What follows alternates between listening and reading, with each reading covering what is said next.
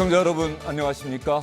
경기도 선거방송 토론위원회가 주관하는 경기도지사 후보자 토론회 진행을 맡은 SBS의 주영진 앵커입니다.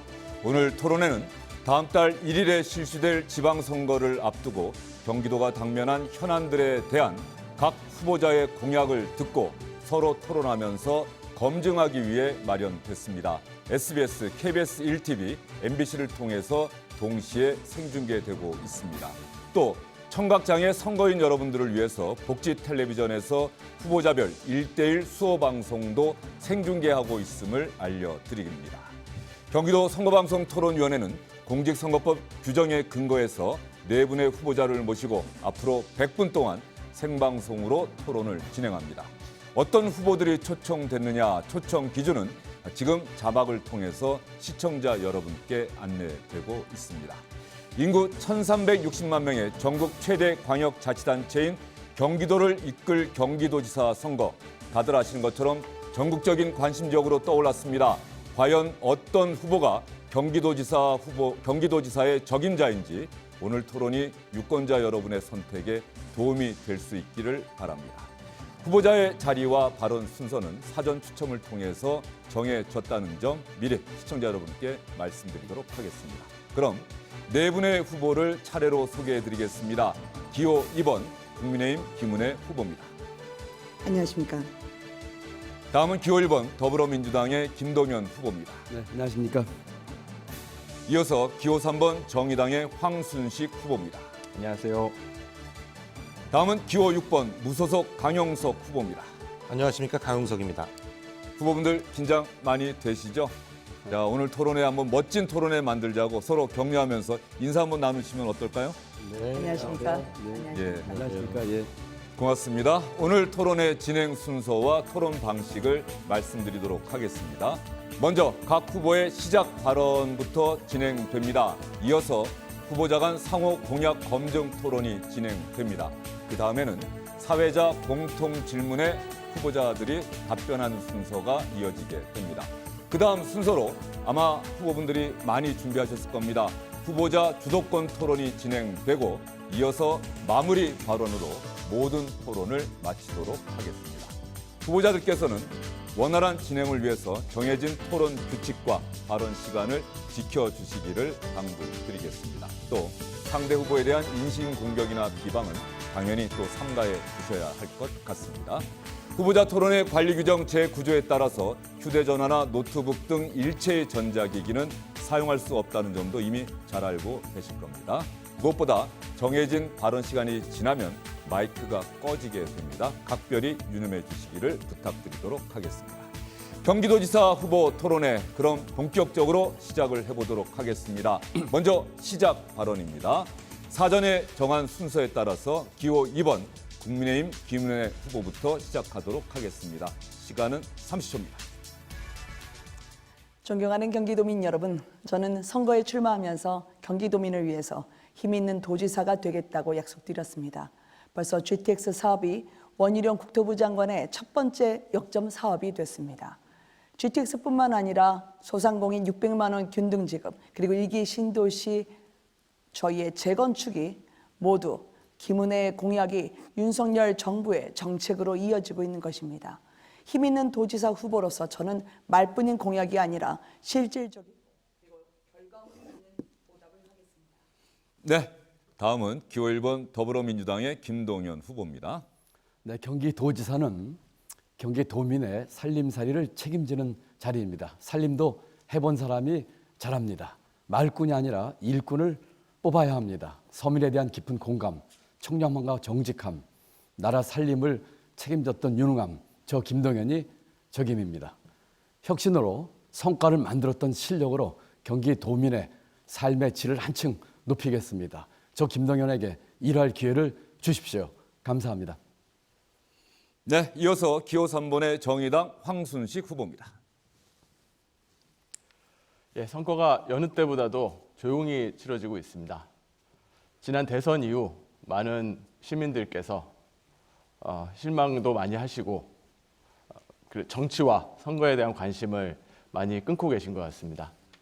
하지만 이대로 여당이 지방정부까지 독점하게 된다면 여당의 독주와 정쟁 속에서 민생은 또다시 사라질지 모릅니다. 바꿔주십시오. 변화를 만들겠습니다. 네, 마지막으로 무소속 강영석 후보입니다. 네, 지난번 KBS 토론 때 제가 머리를 삭발하고 나온 걸 보고 많은 분들이 왜 삭발을 했는지 의문을 갖는 분들이 많아서 오늘은 제가 이 검수완박 결사 반대라는 머리띠를 하고 나왔습니다. 검수완박 이 법안이 통과가 됐는데도 국민의힘 어떤 의원도 뭐 제대로 된 투쟁을 하거나 반대를 하지 않고 있어서 제가 이렇게 했는데 앞으로 한동훈 장관 이 선임돼서 제대로 검수완박에 대해서 대응하리라고 보고 있습니다. 네, 시간 잘 지켜주셨습니다. 이번에는 다음 순서로 진행해 보도록 하겠습니다. 경기지사 후보 네 분의 공약을 들어보고 다른 후보들과 순서에 따라서 질문과 답변을 통해 서로 토론하는 방식의 토론입니다. 먼저 한 후보가 2분 동안 공약을 발표하게 됩니다. 그 다음에 다른 후보들과 1대1 자유토론을 하는 방식입니다. 먼저 후보자에게는 2분의 발언 시간이 주어진다는 점 말씀드리고요. 1대1 자유토론 때도 각 후보자에게 2분씩의 시간이 주어지게 됩니다. 1대1 자유토론 공약 발표 첫 번째 순서는 기호 1번 더불어민주당 김동연 후보입니다. 먼저 공약 발표해 주시죠. 네, 저는 변화의 중심, 기회가 넘치는 경기도를 만들겠습니다. 첫 번째는 한국형 실리콘밸리입니다. 성남에 있는 서울공항 이전하고 수원 군공항 이전해서 그곳에 최첨단 ICT와 4산업 혁명의 도시로 만들면서 쾌적한 주거 환경과 복합 문화도시를 만들도록 하겠습니다. 스마트 천국 도를 만들고 이곳에서 우리 경제의 활력과 일자리를 만들어내는 성장의 허브가 되도록 하는 것이 첫 번째 한국형 실리콘밸리가 되겠습니다. 두 번째는 경기 북부 특별자치도 설치입니다. 경기 북부는 인구 400만 가까운데 무한한 성장 잠재력을 가지고 있습니다. 또 그동안에 정부의 복합 규제로 인해서 발달이 낙후되고 불균형의 고통 속에서 많은 어려움을 겪었던 지역입니다. 그 성장 잠재력을 최대한 키울 수 있도록 규제를 혁신하고 또한 지역에 맞는 투자와 자본의 유치, 복합 문화시설 등을 통해서 우리 경기 북부를 대한민국의 성장의 중심뿐만 아니라 글로벌 성장 핵심을 만들 수 있도록 최대한 노력을 하겠습니다. 마지막으로는 도민만 바라보는 통합의 정치입니다. 경기도 또 경기도민을 위한 정치에 여가 어디 있고 야가 어디 있겠습니까? 보수가 어디 있고 진보가 어디 있겠습니까? 함께 경쟁하는 후보들의 공약 중에서 좋은 것들 함께 추진하겠습니다. 이미 지난 경선에서 경쟁 상대들의 후보 공약을 제가 함께 수용한 바 있습니다. 오늘 나온 경쟁자들의 공약 중에서도 좋은 것들 공통 공약 같이 추진하면서 통합의 정치, 상생의 정치, 싸우지 않는 정치, 정치 싸움과 정쟁에서 벗어나는 그와 같은 도정을 펴겠다는 약속을 드립니다. 김동연 민주당 후보의 공약 발표 잘 들었습니다. 자, 그러면 정해진 순서에 따라서 기호 3번 정의당 황순식 후보와의 1대1 자유토론이 진행됩니다. 황순식 후보가 먼저 질문하는 방식으로 시작해 주시죠. 네, 알겠습니다. 말씀드리겠습니다. 며칠 전에 발표한 그린 경기 공약 잘 보았습니다. 이름도 좀 겹치는 부분도 있고 내용도 좀 겹치는 부분이 있는데 어쨌든 많은 부분이 합쳐지는 것 같아서 생각이 같은 것 같아서 반가웠고요.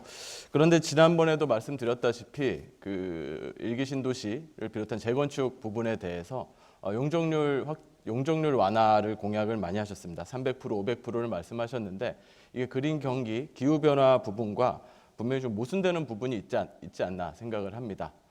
밀도를 높이면은 당연히 환경은 나빠질 수밖에 없습니다. 그 도시 밀도는 환경과 가장 직결되는 부분이고요. 특히 이제 밀도가 높아지고 인구가 많이 증가가 되면은 수평 교통량, 수직 교통량도 많이 증가되고 에너지도 많이 사용되게 됩니다. 또한 인동 간격 완화도 할 수밖에 없는데요. 그렇게 되면은 결국 난방비가 높아지고 따라서 탄소 배출도 증가되게 됩니다. 이 녹색 그린 경기 공약과 이런 용적률 완화, 일기 신도시 용적률 완화 부분들이 충돌하지 않는지 그 부분에 대해서 의견과 좀 혹시 수정하실 의향이 있으신지 내지는 대안이 있으신지 질문드리고 싶습니다.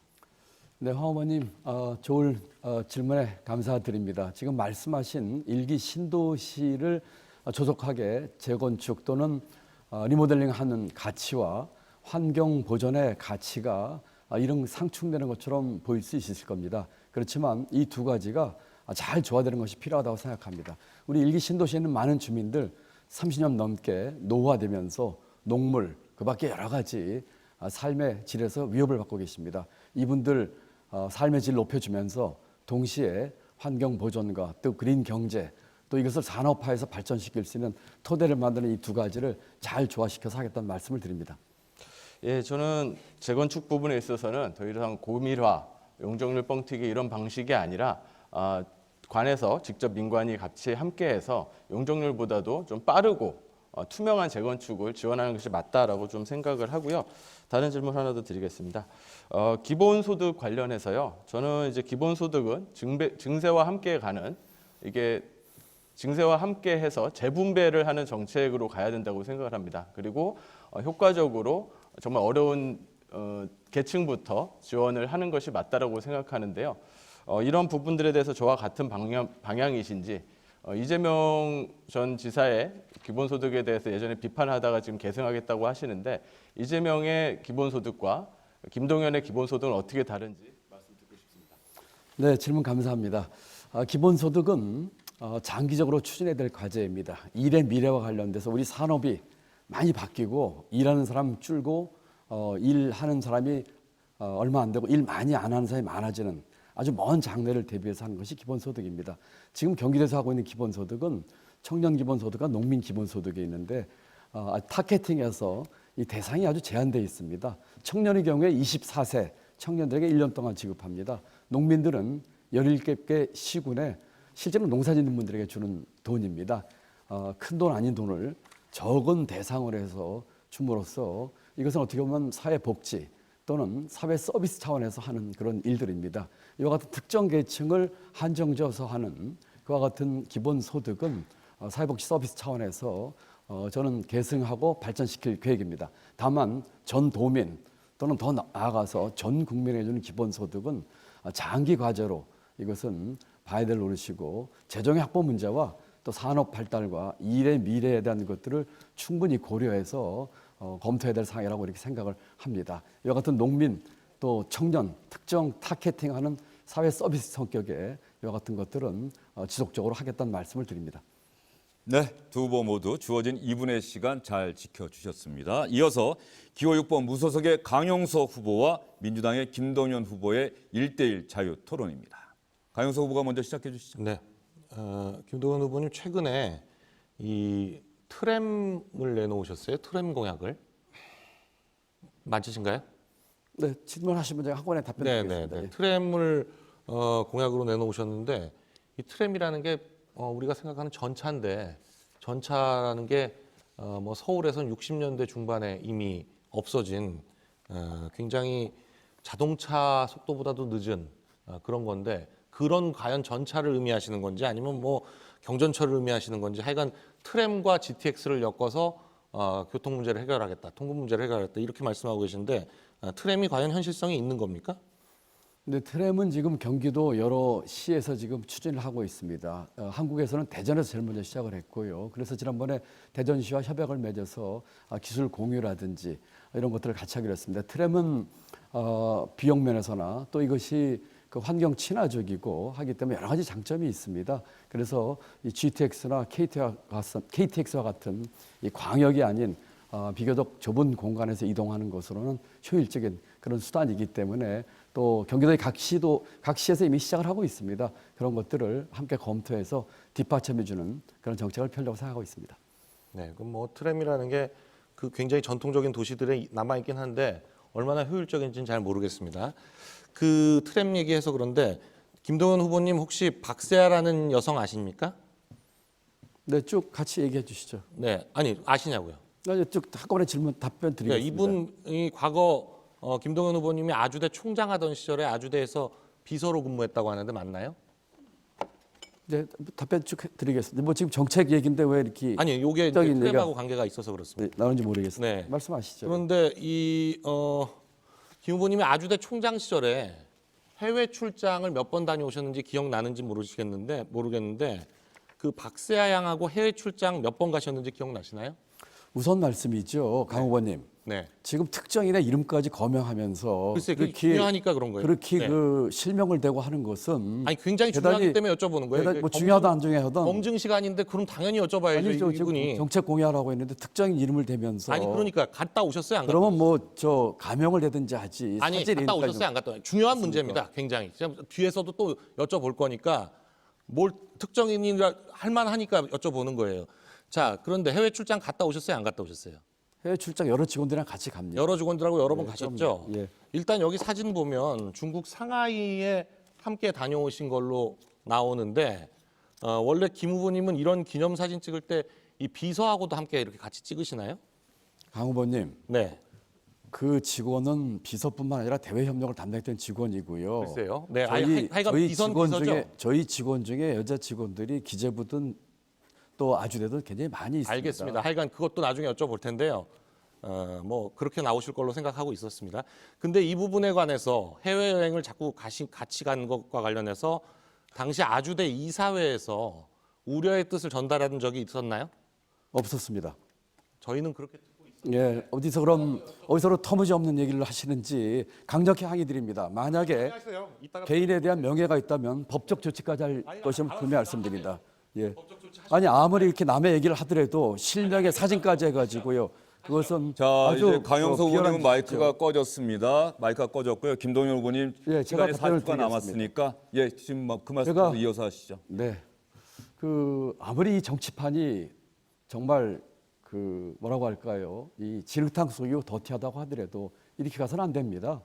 경기도지사 자질과 정책을 검증하는 자리입니다. 왜 직원 얘기 안 합니까 거기에? 제가 출장 갈 적에 기재부 장관할 적에 우리 직원 20명에서 40명씩 같이 가고 아주대 총장 할 때도 그 정도는 아니면 같이 하는 게 맞습니다. 이렇게 거의 비열할 정도로 특정인의 이름과 사진까지 되는 것에 대해서 엄중 경고하고 만약에 허위사실 유포라든지 또는 개인의 명예에 손상하는 일이 있다면은 제가 또는 다른 사람이 법적으로 조치하겠다는 말씀드립니다. 네, 지금은 후보의 공약을 놓고서 자유토론을 하는 순서라는 점 후보자들께서 각별히 유념해 주시기를 다시 한번 당부드리도록 하겠습니다. 자, 이번에는 기호 2번 국민의힘 김은혜 후보와 민주당 김동연 후보 간 1대1 자유토론입니다. 역시 마찬가지로 주어진 시간은 후보당 2분입니다. 김은혜 후보가 시작해 주시죠. 네, 김동연 후보님 일기 신도시 재건축 말씀하신 거 잘 들었습니다. 그 재건축에 대해서는 어때 공공형으로 가야 됩니까? 민간으로 가야 됩니까? 일단 주민들 의견을 수렴해서 주민들 의사에 따를 생각입니다. 네, 편히 하세요. 정책 여쭤볼게요. 일기 신도시 재건축에 대해서 김동연 후보님이 경제부총리 시절에는 그리고 그 이후에 계속 말 바꾸고 있기 때문에 경기도민분들이 신뢰를 하지 못하고 있는 것입니다. 경제부총리 때는 가능한 규제 수단을 총동원해서 대책을 마련하겠다고 하셨지만 자, 대선 후보 때 좀 볼까요? 그 이후에 도지사 공약으로 갈 때는 공공주도의 재건축을 하시겠다고 했습니다.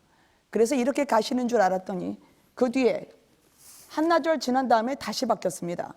공공이 빠지고 신속한 재건축이라고 민간을 암시하셨죠. 일기 신도시 재건축을 제대로 알고 계시는지 모르겠습니다. 김동연의 진짜 일기 신도시는 공공입니까? 민간입니까?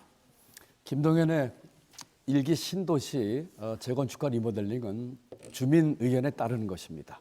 공공에서 좋은 점도 있고 민간에서 좋은 점이 있겠죠. 공공이 하면은 보다 빠른 속도로 추진할 수 있는 장점이 있고 민간이 하게 되면은 주민들의 재산권에 조금 더 도움이 됩니다. 저는 일기 신도시의 신속한 추진을 위해서 특별법 통과를 통해서 추진했다는 말씀을 드렸고요. 그리고 그 같은 과정과 절차에 있어서 주민 의견을 수렴해서 하겠다는 말씀을 다시 한번 드립니다.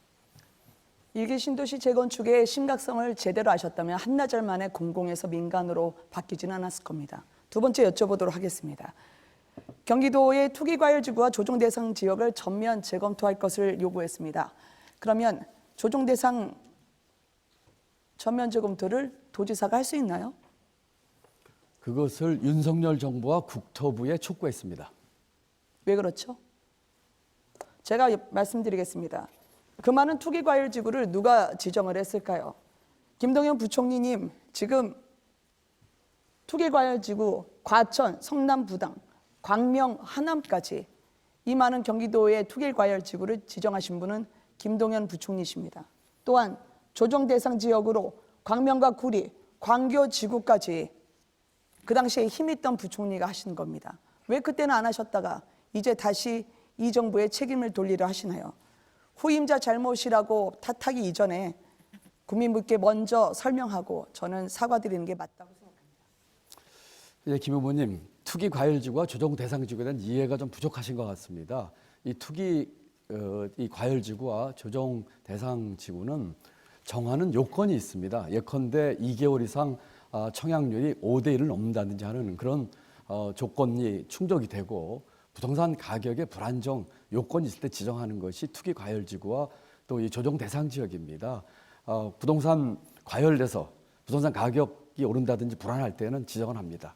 문제는 이와 같은 사안이 있을 적에 신속하고 빠르게 지정하지만 그 후에 해제는 굉장히 더디게 하거나 아니면 하지 않는 게 일반적인 이제까지의 패턴이었습니다.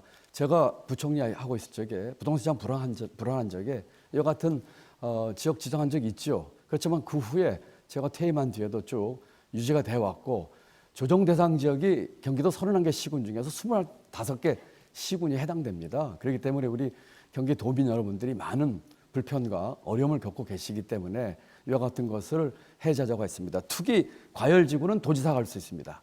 그렇지만 조정 대상 지역은 국토부 권한이기 때문에 제가 그저께 기자회견하면서 윤석열 정부와 국토부의 그 해제를 강력히 촉구했던 것입니다.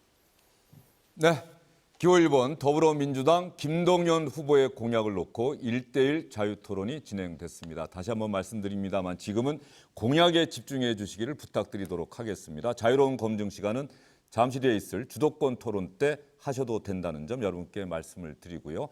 두 번째 순서는 기호 3번 정의당의 황순식 후보입니다. 진행 방식은 조금 전과 똑같습니다. 황순식 후보의 공약 발표가 먼저 있게 되고 그 다음에 후보자 간 1대1 자유토론이 진행됩니다. 황순식 후보님 시작해 주시죠. 네, 황순식입니다.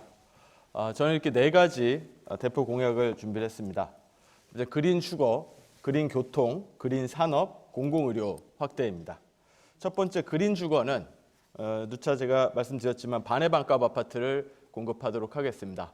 환매 조건부 지분 공유형 주택으로 시세의 4분의 1 가격에 가까운 저렴한 비용으로 절반의 지분을 가지고 마음대로 자기 살 수 있는 그런 주택을 공급하도록 하겠고요. 이런 주택에 바로 입주하지 못하는 분들을 위해서 주거비를 지원을 하도록 하겠습니다.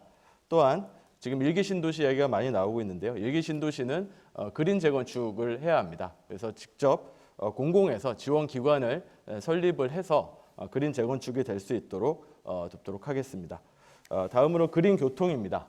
대중교통 월 30만 원을 연 30만 원을 지원하도록 하겠습니다. 지금 청소년에 대해서 12만 원씩 지원이 되고 있는데요. 이것을 확대를 시켜서 지원을 하도록 하겠고요.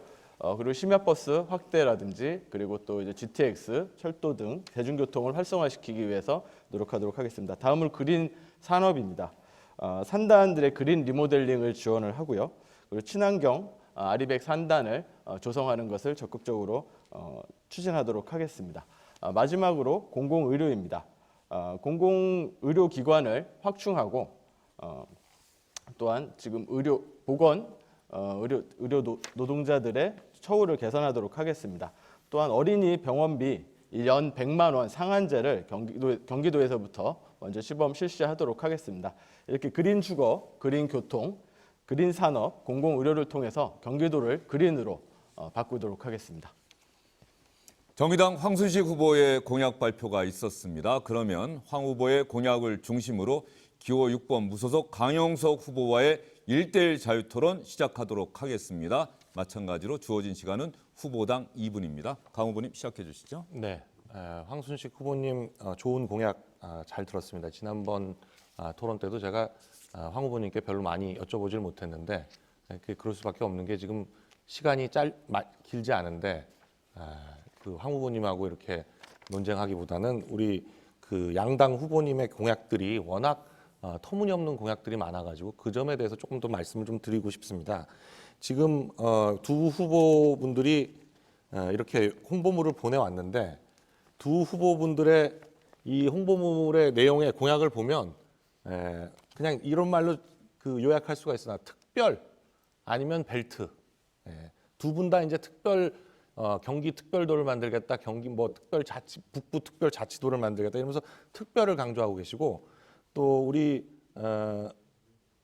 김은혜 후보님 같은 경우에는 무슨 벨트를 13개나 만든다고 하시는데 그렇게 벨트를 13개씩 차고 다니면 사람도 답답해서 못 살 것 같은데 이런 벨트를 이렇게 많이 만드신다고 하고 김동연 후보님은 말만 바꿔가지고 이게 벨트가 사실 한 30년 전 말투고 한 20년 전부터는 이제 클러스터라는 말을 썼는데 이번에 좀 바꾸셨어요. 클러스터를 중심이란 말로 바꾸셨는데 중심이란 말은 이거 중국어 아닙니까? 중국식 표현 같은데 최근에 한중 뭐 이런 데도 다니시고 하면서 중국이 굉장히 중국어가 좋아지셨는지 이걸 벤처 혁신 스타트업 천국 중심 이렇게 하셨는데 중심이란 말로 말을 바꾸셨지만 하여간 두 분 다 뭐 벨트냐 특별이냐 하고 계시지만 이게 현실적으로 굉장히 어렵고 이루어지기 힘들다라는 말씀을 드리고 싶고 이렇게 현실성 없는 공약들을 내놓게 되는 이유는 제가 두 분 합쳐서 김남매라고 계속 말씀드리지만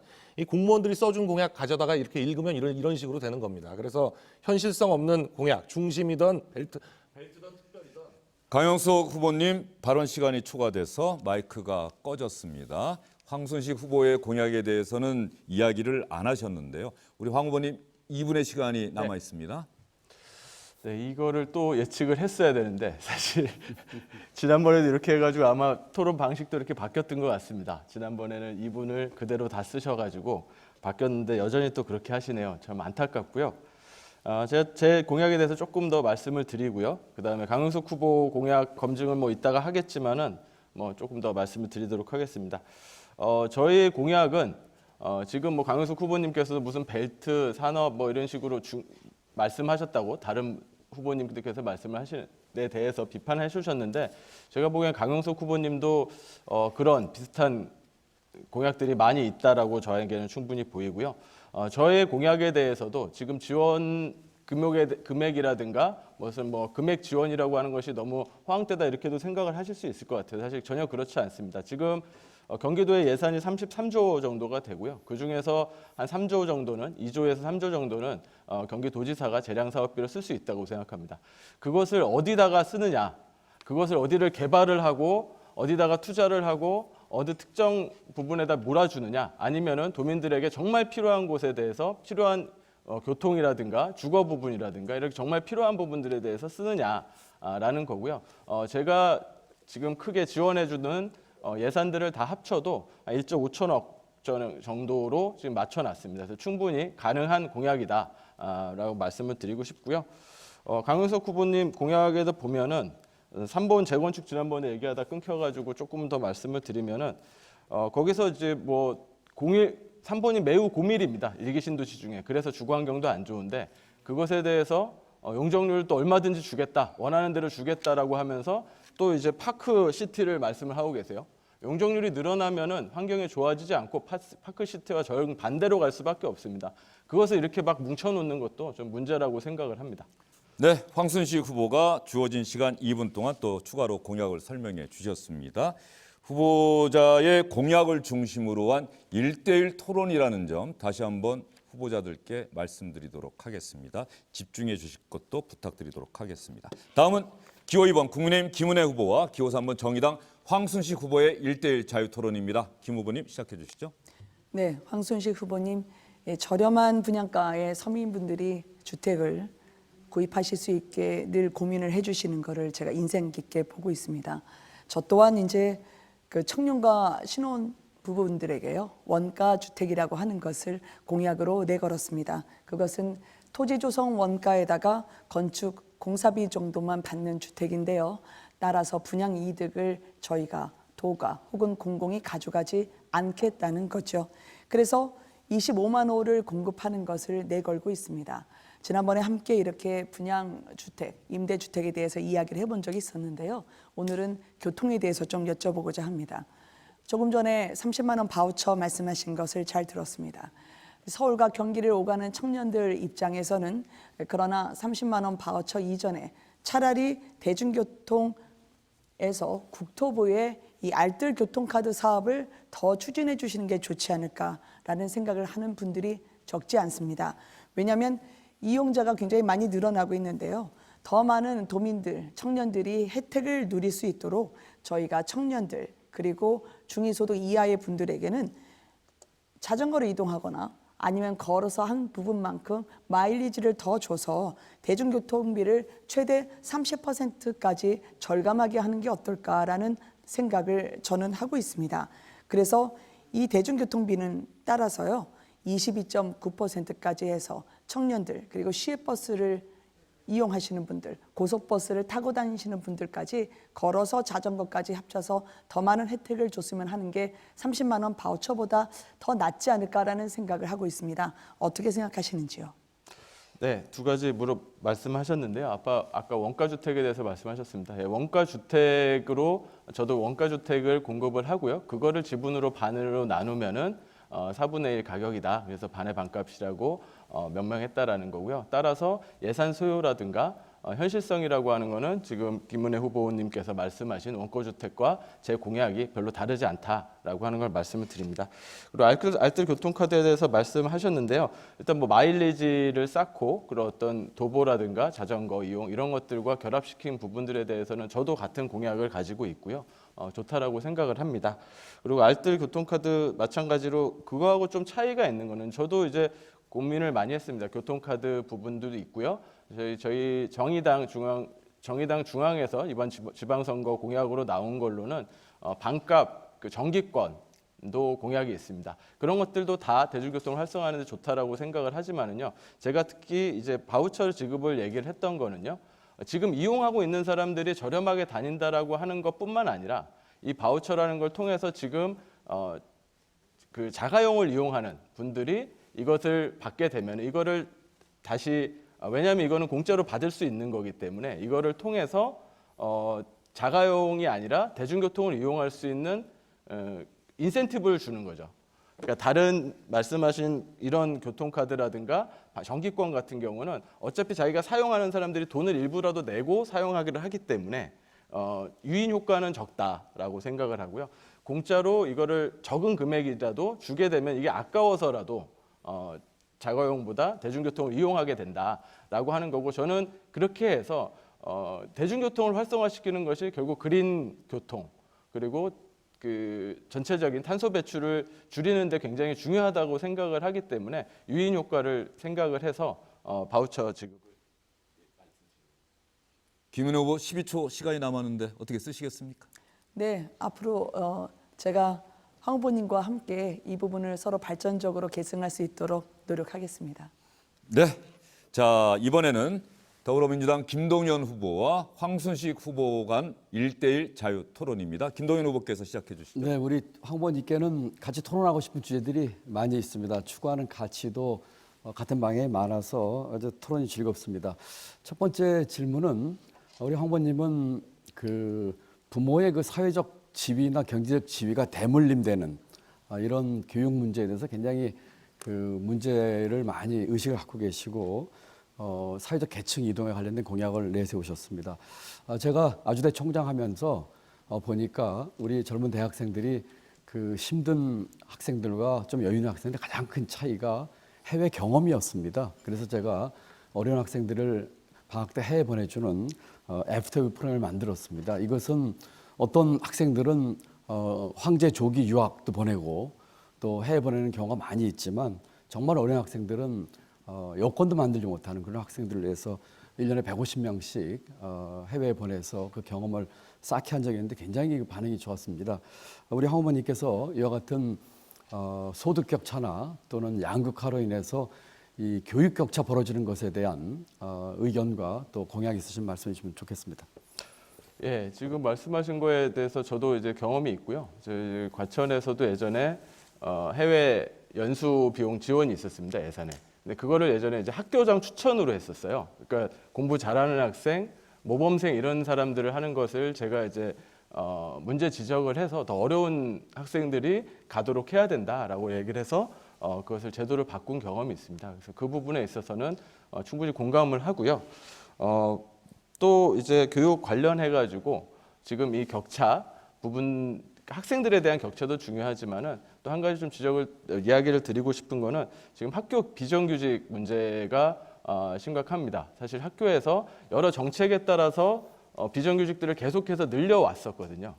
그러다 보니까 이 처우들도 굉장히 차이가 있고요. 격차들도 있고, 그리고 그런 것들을 더 중요한 거는 학생들이 그런 차이, 선생님과 비정규직과 이런 것들의 차이들을 어려서부터 그런 것들을 보면서 그런 차별들을 보는 것이 굉장히 문제가 있다라고 생각을 합니다. 그래서 학교 내 비정규직 차별 부분도 개선해야 되겠다 생각을 하고요. 또 이제 교육공약 관련해서는 학생 수 20명으로 과밀 학급을 계속해서 줄여 나가는 것을 대표 공약으로 삼고 있습니다.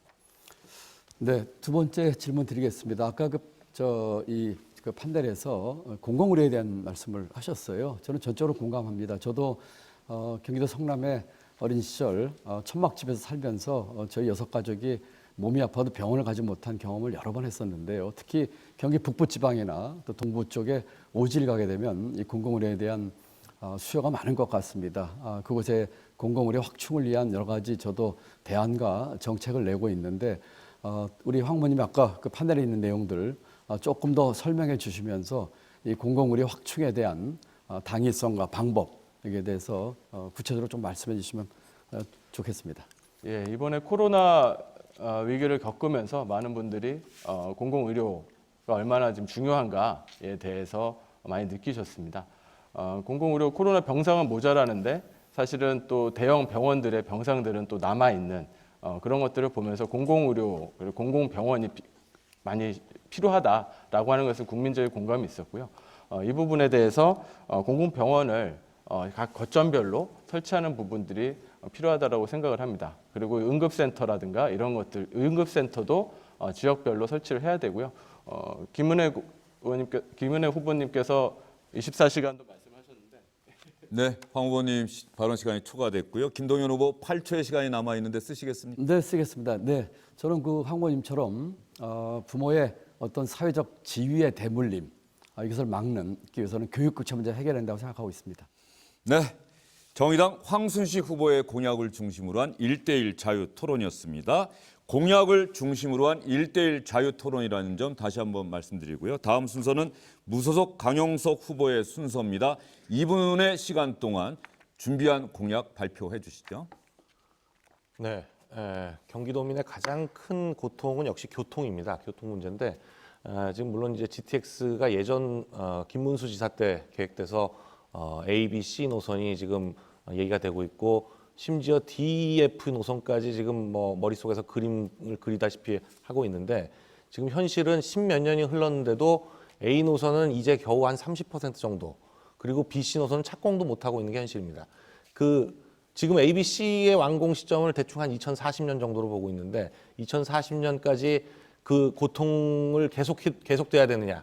그래서 저는 좀 더 현실적인 공약으로 전철, 지하철의 지선을 확보하자. 제가 계속 말씀드리지만 그 국가 철도망 이런 식으로 가면 예산이라는 게 계속 밀릴 수밖에 없습니다. 그래서 경기도지사의 권한 내에서 경기도 예산 내에서 할 수 있는 현실적인 교통 해결 대책으로 이 지선 문제를 내놨는데요. 저희가 12개 지선을 임기 4년 안에 완공하겠다 이런 말씀을 드립니다. 왜냐하면 이 지선이라는 게 지하철역이라는 게 사실은 역 하나 만드는데 대충 한 1,000억 정도 들어가고요. 지금 이 부천 옥길 같이 부천 옥길에서 중간에 역을 하나 놓고 온수역에다 갖다 꽂는 정도 이런 정도의 지선이면 부천 옥길에 있는 모든 아파트들이 전부 역세권으로 변합니다. 그런데 이런 정도의 만드는데 한 3,000억 정도면 충분한데 이걸 가지고 이 당장 아파트가 2, 3년 안에 역세권이 된다 이렇게 말씀드릴 수 있고 지금 제가 12개 중에서 5개만 먼저 말씀을 드리지만 김포 검단에서 풍무역으로 가는 지선이 있고요. 그리고 고양 같은 경우에 일산 식사지구 여기가 지금 10년 동안 지하철이 없는데 여기도 고양국제고등학교에서 풍산역으로 가는 역을 꽂을 수가 있고 의정부 밀락단지 여기는 이제 탑성역이 완공되면 같이 완공될 수 있을 것 같습니다. 자, 강용석 후보님 발언 시간이 추가돼서 마이크가 꺼졌습니다. 강용석 후보의 공약 발표 이 내용을 중심으로 해서 기호이번 국민의힘 김은혜 후보와의 1대1 자유토론 진행하도록 하겠습니다. 후보자당 주어진 시간은 2분이라는 점 다시 한번 말씀드리고요. 김 후보님 시작해 주시죠. 저는 강용석 후보님의 교통과 관련한 그 고민은 상당히 현실성이 있다고 생각합니다. 특히 이제 2기 신도시 같은 경우에는 1기가 끝나고 2기에 대한 교통을 채 생각하기도 전에 3기부터 꺼내 들었죠. 그래서 김포에 계신 분들도 김포 골드라인 그 2량밖에 안 되는 경전철이라도 타고 다니시는데 8년이나 걸렸습니다. 그리고 동탄 2구역 같은 경우에는 서울로 가는 지하철을 아직까지 찾지 못하고 계시죠. 그런 면에서 평택이나 의정부나 화성이나 부천의 옥길, 옥수역까지 말씀해 주신 지선 부분은 저는 비교적 같이 논할 수 있는 가치가 있는 부분이라고 생각을 합니다. 그래서 교통난을 신속하게 해결할 수 있는 대안 중에 하나로 강용석 후보님께서 이 지선에 대해서는 구체적으로 어느 정도 시간 안에 가능하겠다라고 보시는지요?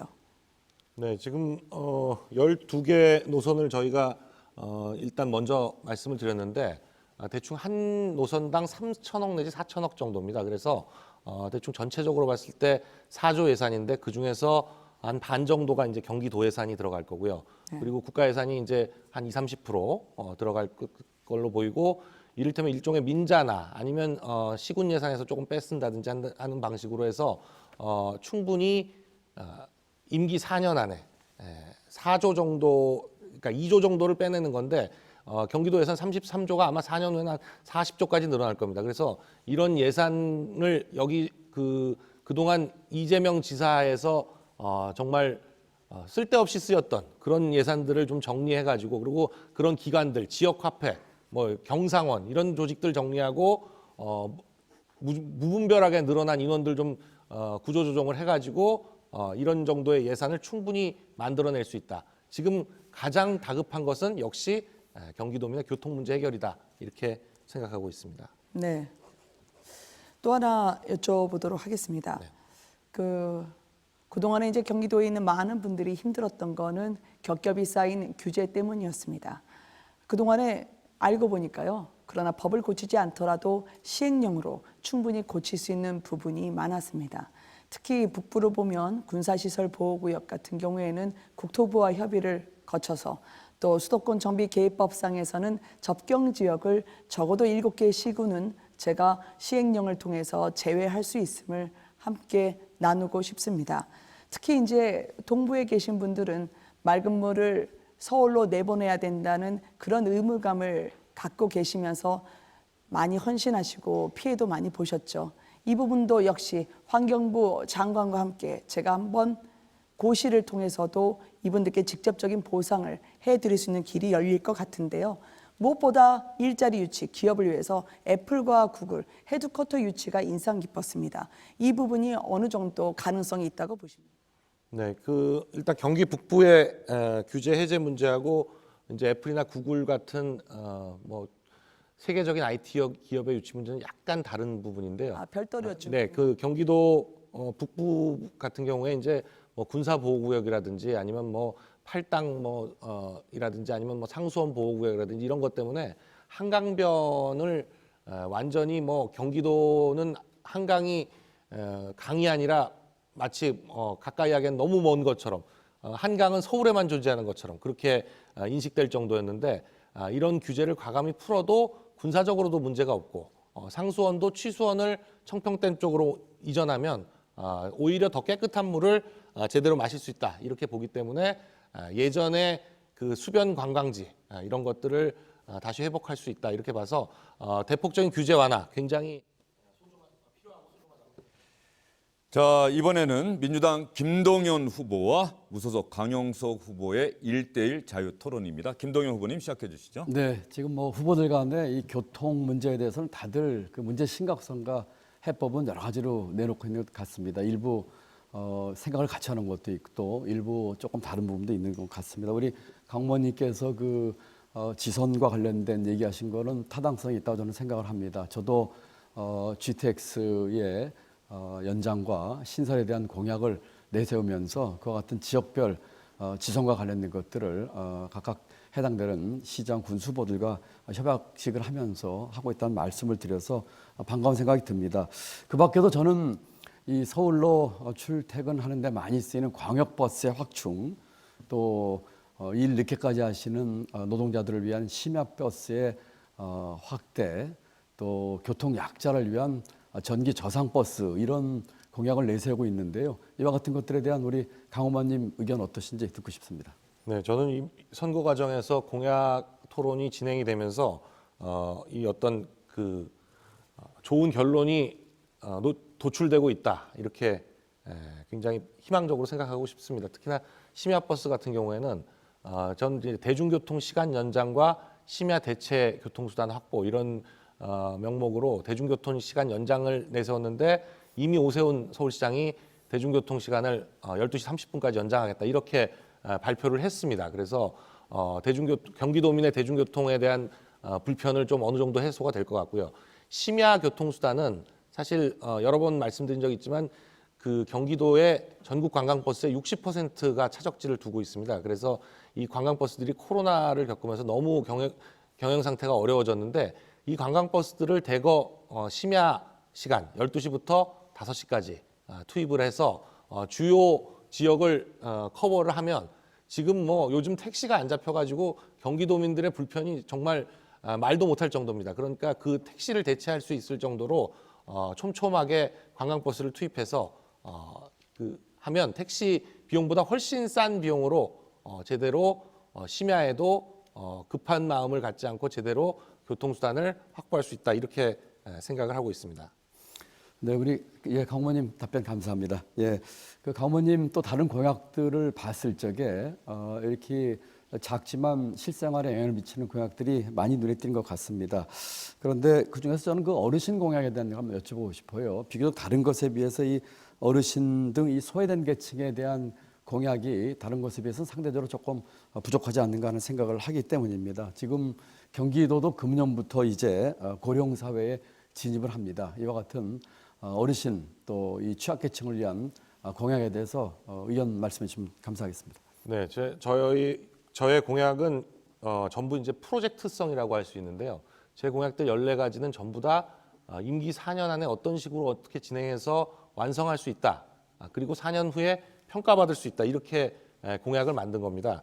그런데 복지정책 같은 경우에는 지금 이미 경기도에서 시행하고 있는 것들이 굉장히 많습니다. 사실 두 분 김남매 후보님들께서는 기존에 경기도에서 실시하고 있는 것들을 새롭게 공약처럼 포장해가지고 내놓으신 게 너무 많은데 특히나 노인, 청년 이런 취약계층에 대한 공약들이 그렇습니다. 그래서 기존에 이미 시행하고 있는 것들을 공약이라고 내세우는 그런 짓은 하지 않겠다라고 저는 말씀드립니다. 김동연 후보님 30초의 시간이 네, 강 의원님 답변 감사합니다. 좋은 말씀인 것 같습니다.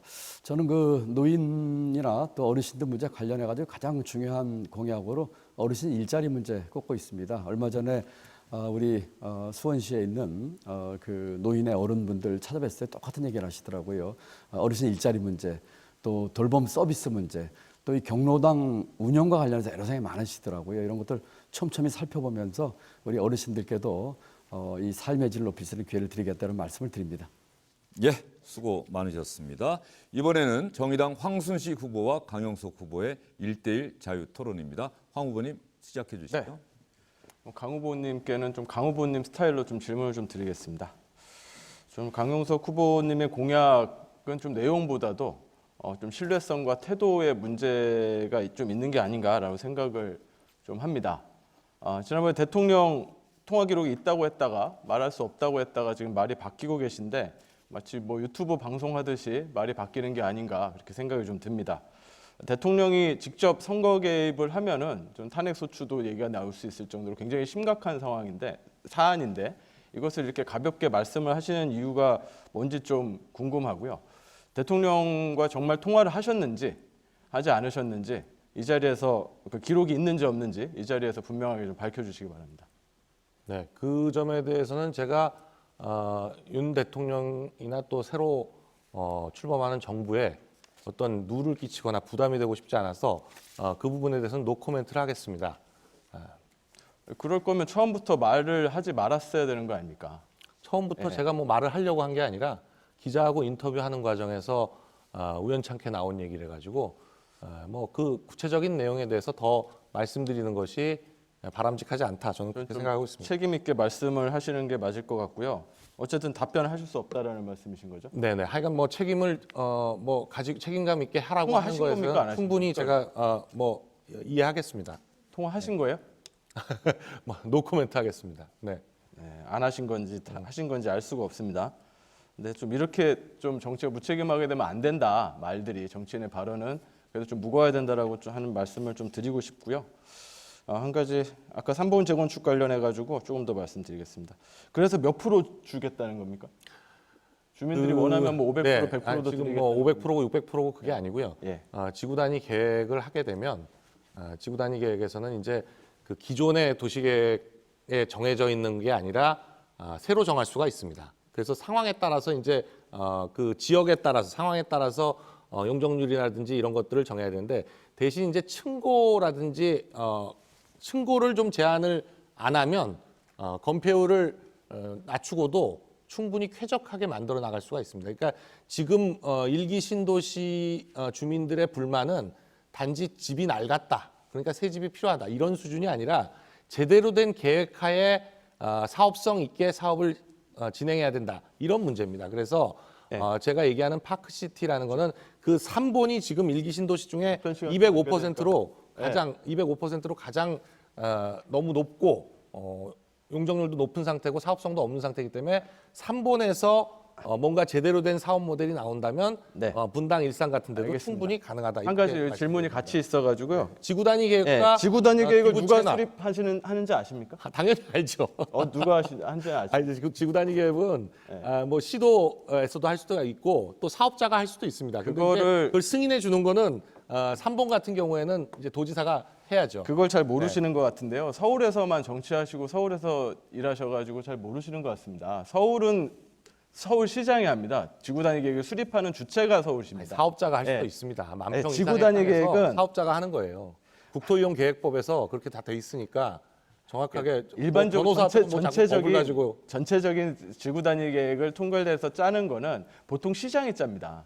그러니까 시장이 짜게 되어 있고요. 예. 강 후보님, 예, 발언 시간이 끝났고요. 이제 황순식 후보님 네. 17초의 시간이 남아 있습니다. 그러니까 시장이 주민 여론을 수렴해가지고 짜게 되어 있고요. 어떤 특정 단지만 가지고 하지 않습니다. 전체적인 도시 전체를 보고 도시계획, 그 지구 단위 계획을 전체적으로 총괄하는 것은 시에서부터 한다. 그것을 경기도에서는 도시계획위원회 심의를 거치게는 되어 있습니다만은 주체는 시다라고. 네, 알겠습니다. 자, 무소속 강영석 후보의 공약을 중심으로 한 1대1 자유토론 진행이 됐고요. 다시 한번 말씀드립니다만 자유로운 검증은 잠시 뒤에 있을 주도권 토론 시간에 해 주시기를 다시 한번 부탁드리겠습니다. 상호 공약 검증 마지막 순서는 기호 2번 국민의힘 김은혜 후보입니다. 2분 동안 공약 발표해 주시죠. 네, 저는 그동안 상처받은 경기도민분들을 위해서 3가지의 치유 그리고 1가지의 유치를 말씀드리고자 합니다. 먼저 시가 9억 원 이하 1가구 1주택 재산세 100% 감면하겠습니다. 경기도민의 아마 과반수 이상, 그러니까 320만 호 정도 혜택을 받으실 수 있는데요. 많다면 42만 원까지입니다. 이거는 저 김은혜가 도지사에 당선되는 즉시 납부를 유예하겠습니다. 그리고 조례 개정에 착수하도록 하겠습니다. 첫 번째 치유에 의해서 두 번째는 우리 어머니들, 아버지들입니다. 형편이 안 돼서 아이 아침밥을 챙겨주시지 못하고 출근을 하시는 분들이 적지 않습니다. 아이의 입에 숟가락만 들어가도 내가 배부르다라고 하는 어머니, 아버지 마음과 달리 아침을 거르는 아이들을 위해서 초등학생 전면 무상급식을 실시하겠습니다. 또 경기 교육감과 협의를 할 것입니다. 삼시세끼 든든하게 하루를 보낸다 하더라도 이제 또 하나를 보여드리도록 하겠습니다. 이 아침에 이어 밤에는 어머니 아버지들의 시름이 시작이 됩니다. 왜냐하면 아이가 열이 나서 병원을 가야 되는데 주변에 병원이 없어서 발을 동동 구르고 서울로 원정을 가는 경우가 적지 않기 때문입니다. 저는 24시간 어린이 병원을 만들어서 마음 아파하실 일이 없도록 그렇게 어머니의 마음으로 임하겠습니다. 바이든 미국 대통령이 윤석열 당선인 지금 취임 10일 만에 아시아에 제일 먼저 대한민국을 찾아왔습니다. 그리고 우리 경기도 평택 삼성 반도체 공장을 방문했죠.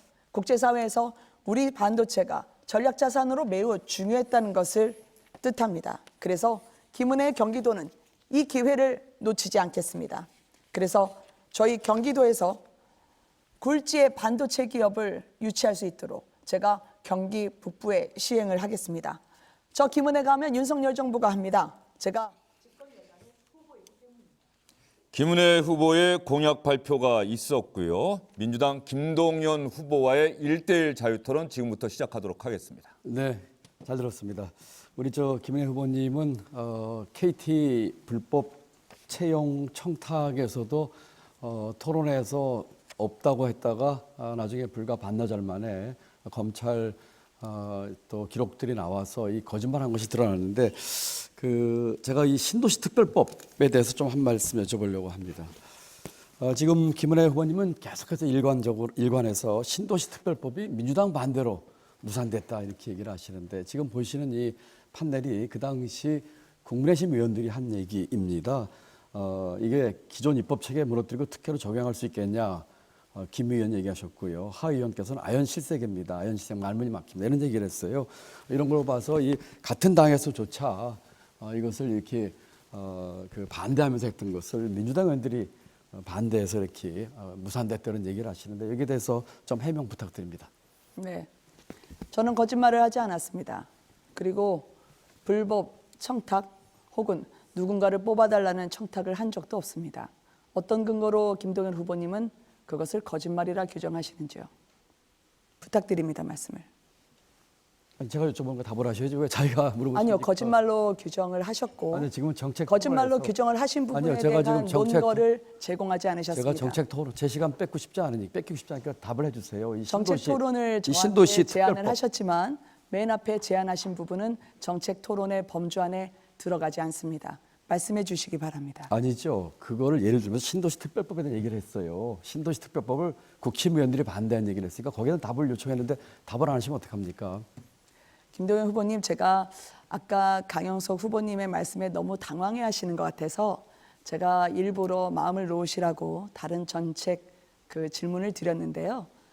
적어도 페어플레이를 하셨으면 좋겠습니다. 질문을 또 하실 테니 그때 말씀드리도록 하겠습니다. 일기 신도시 특별법은 제가 만들었습니다. 왜냐하면 재건축 주민분들에게는 이것이 선택이 아니라 생존의 문제였기 때문입니다. 성면 덩어리가 떨어지는 주차장에서 아이 머리를 안고 등교해야 됩니다. 그래서 용적률 제대로 하고 그리고 입주민분들 나중에 다시 들어올 수 있는 인센티브를 만들었는데 앞에 있는 민주당 분들이 모두 반대를 해주셨습니다. 왜냐하면 그분들은 강자였죠. 그래서 180석을 갖고 횡포를 부리는 그분들 때문에 제1기 신도시 특별법이 통과되지 못했습니다. 즉 재건축 말입니다. 지금이라도 민주당 의원분들이 그렇게 해주시겠다고 하니 그 횡포를 벗어나서 경기도민에 전념하시기를 바랍니다. 네, 다시 한번 말씀드리지만 이 판넬 보시는 것처럼 이것이 국힘 그 당시 의원들이 했던 국회 속기록입니다. 민주당 의원들이 반대했다고 하시는데 사실 확인을 좀 다르게 하시는 것 같습니다. 다른 거 하나 여쭤보겠습니다. 재산세 얘기를 하시는데 이것이 과연 조례 개정으로 가능한 것인지 또 이렇게 해서 100% 감면이 가능한 것인지 답을 해주시기 바랍니다. 김동연 후보님이 일머리가 있는 부총리라고 알고 계셨는데 왜 지방세법만 보시고 지방세 특례 제한법은 안 보시죠? 그 법을 자세히 보십시오. 그 안에 보면 재산세 감면 가능성까지 다 적시를 해서 조례만으로 가능합니다. 그리고 일기 신도시 특별법 국회 국토위에 안 계셨었잖아요. 국회의원이었을 때 그 현장을 보면 자신이 보고 싶은 것만 보려고 하는 게 민주당의 내로남불이었습니다. 반복 안 하셨으면 좋겠습니다. 지금 지방세 특례 제한법 얘기를 하셨는데 말씀 잘하셨습니다. 바로 그 법에 감면 총량이 정해져 있습니다. 지금 경기도의 총량 제한 다 계산해서 한 1,800억 정도입니다. 우리 김 후보께서 얘기하시는 그 감면에 5천원 넘게 써야 되는데 그 한도가 초과되는데 그것을 어떻게 할 수 있을지에 대해서 문제 제기를 하면서 답을 예. 자, 다음은 정의당 황순식 후보와 국민의힘 김은혜 후보의 1대1 자유토론입니다. 황 후보님 시작해 주시죠. 네, 김은혜 후보님께서 전에 외국인 투표 제한을 해야 된다 말씀을 하셨었습니다. 투표 제한을 해야 된다고 말씀드린 적이 없는데요. 투표권을 제한해야 된다라고 얘기하지는 않는데 그렇게 하지 않았습니다. 분명히 그걸 다 다시 한번 살펴보십시오. 그거 근데 분명히 질문 페이스북에 다 올라와 있고요. 예, 페이스북에 이런 데 올라와 있는 걸 캡처되어 있는 것들 봤고 기사도 여러 군데 나 있습니다. 그러니까 지금 외국인들 지금 12만 명 중에 중국인이 10만이고 이거에 대해 투표권을 제한해야 된다. 이 부분이 분명히 있었는데 그걸 아니라고 하시는 겁니까? 저는 상호주의를 이야기를 한 것입니다. 즉 예. 외국인의 신분으로 우리나라에서 일정 정도 거주한 이후에 이분들에게는 투표권이 제공이 됩니다. 그런데 이제 다른 선거가 아닌 이번 지방선거에도 적용이 되죠. 그렇지만 우리나라 국민들 같은 경우에는 다른 나라에 살면서도 투표권을 보장받느냐? 그렇지 않다는 겁니다. 그래서 저는 외교적으로 각각의 국민들이 갖게 되는 주권에 대해서는 동등하게 보장받고 권리를 확보할 필요가 있고 의무가 있다고 생각한 것입니다. 누군가를 특정적으로 제가 지목을 한 것이 아닙니다. 예, 그거에서 조금만 더 말씀드리겠습니다. 저는 이 정책이 215만의 외국인 혐오를 부추기고 또 732만의 해외 동포들에게도 저는 상처를 주는 말씀이라고 생각을 합니다. 대부분의 이제 우리나라에서 외국에 가 있는 분들 같은 경우도 거기서 적응을 하고 시민권을 받고 영주권을 받고 하는데 굉장히 어려움을 겪으면서 적응을 해가고 있습니다. 현재 우리나라에서 영주권 따기가 세계에서 가장 어렵다라는 것은 잘 알려져 있습니다. 그러니까 지금 투표권도 영주권을 취득한 다음에 3년이 지나야지 주는데요. 굉장히 그래서 적게 주는 어떻게 보면 굉장히 따기 어렵고 투표권을 받기도 굉장히 어려운 것이 지금 현실입니다. 저는 이 정책을 낸 이유가 혹시 좀 협중 정서에 좀 기대 가지고 갈라치기를 하는 정치가 아니었나 생각을 하는데 그런 의도가 혹시 있으셨는지 그리고 지금 이것에 대해서 외국인 노동자들 그리고 국내 외국인들과 해외 동포들에게 혹시 좀 사과를 하실 그런 상처를 받으셨다면 사과를 하실 의향이 없으신지 묻고 싶습니다. 제가 그분들의 투표권을 뺏어야 한다고 말한 바가 없으므로 지금 이 안에 어떤 의도를 말씀하신지는 알겠지만 우리 국민의 권리를 제가 당연한 대한민국의 국민으로서 또 대한민국 이번 지사 선거에 나온 후보로서 권리를 찾자는 이야기가 왜 혐오라는 그런 프레임에 들어가야 되는지 모르겠습니다. 그러면 외국이 먼저라는 건가요? 저는 국민을 대표하는 자로서 우리 국민에 대한 외교적 상호주의는 이런 선거일수록 더 공론화가 필요하다고 생각을 했습니다. 그리고 오히려 외국인 노동자의 인권과 관련해서는 제가 오히려 이번 지방선거를 시작하면서 더 살뜰히 살피고 그분들을 위해서 제가 그 동네 안산에까지 가서 함께 논의한 바가 있습니다. 그래서 이 부분에 대해서는 오해가 없으셨으면 좋겠습니다. 예, 저는 좀 글로벌 시대고요. 우리 국민들도 외국으로 많이 나가야 되는 시대입니다. 그래서 상호주의라고 하더라도 이걸 폐쇄적으로 부정적으로 적용을 하는 것이 아니라 좀 개방적으로 적용을 해야 된다는 말씀을 꼭 드리고 싶고요. 그리고 시간이 없어가지고 다음 질문 못하겠네요. 네, 청년 기본소득은 안 하시겠다 그러고 하신 거죠? 질문 감사합니다. 청년 기본소득과 관련해서는 제가 더 드리죠. 저는 공정출발지원금이라는 걸 내놨습니다. 왜냐하면 청년들이 일어서고 싶지만 엄마 찬스, 아빠 찬스가 없는 경우에는 저희가 손을 내밀어서 1년에 300만 원 그리고 기본소득처럼 밥 먹으면 끝나는 게 아니라 임대보증금까지 포함할 수 있는 그런 청년 공정출발지원금 300만 원을 말씀드렸습니다. 더 드릴 겁니다. 어려운 분들에게. 예, 잘 들었습니다. 자, 다음에는 무소속 강영석 후보와 국민의힘 김은혜 후보의 1대1 자유토론입니다. 강 후보께서 먼저 시작해 주시죠. 네, 아까 벨트 말씀을 드렸는데 벨트를 지금 13개를 내놓으셨어요. 근데 뭐 너무 뭐가 많아가지고 뭐 정신이 없는데 혹시 푸드바이오 삼각 벨트가 어디인지 기억나세요? 푸드바이오 삼각벨트는 제가 경기 북부에다 내놨죠. 왜냐하면 그쪽에 음식 기억나세요? 중부 쪽으로 해놨습니다. 그래서 네. 그러니까 그 어느 안에 도시인지는 기억나세요?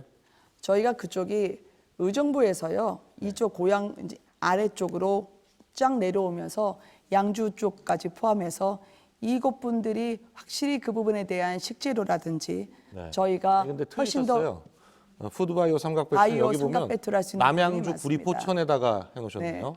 근데 남양주 구리포천이 푸드바이오하고 무슨 관계가 있는지는 잘 모르겠는데 지금 본인도 잘 기억을 못하실 정도로 너무 많은 벨트를 해놔가지고 뭐가 뭔지 잘 모르겠습니다. 근데 제가 뭐 부가세 얘기도 말씀드리고 싶은데 하여간 저 이 빌딩 아시죠? 다봉타워? 네, 알고 있습니다. 네. 남편분이 거의 4분의 1을 소유하고 있는데 네, 그렇습니다. 네, 제가 근데 이 빌딩에 대해서 좀 의문점이 있는데 뭐냐면 여기가 지금 그 토지가 한 346평쯤 됩니다. 네, 그리고 건평으로는 한 3,000평쯤 되고요. 그런데 테헤란로 바로 앞에 일면에 있습니다. 포스코 타워부터 그 선릉역 사이에 있는 빌딩인데 지금 여기가 토지가 평당 공시지가로 2억 1천이에요. 근데 남편분이 가지고 계신 게 81평이거든요. 그러면 토지값만 곱해도 한 170억 가까이 됩니다. 네. 그런데 재산 공개를 하실 때 어떻게 공개를 하셨냐면 이 건물 값을 150억으로 공개를 하셨어요. 처음 등록할 때부터 시작해서 요번에 후보 등록하면서도 또 역시 배우자 소유의 빌딩을 158억 6,700으로 신고를 하셨는데 네. 그럼 건물값은 빼신 거예요?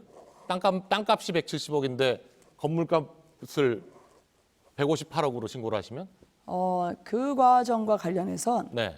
제가 방송 끝나기 전까지 이 부분에 확실하게 아니 말씀드렸으면 이건 좋겠습니다. 신고를 3년 반 계속 똑같이 해오셨는데 그 이걸 강효석- 모르신다는 게 말이 안 되죠. 강효석 후보님도 국회의원을 해보셔서 알겠지만 국회의원의 재산 신고라고 하는 건 공직자윤리법상 당연히 이건 검증받아야 되는 건데 아니, 당연히 이걸 검증을- 3년 동안이나 그렇게 빠뜨려서 신고를 하셨다는 게 말이 되냐 이거죠. 공직자윤리위에서는 그 부분에 대한 검증을 2중, 3중으로 합니다.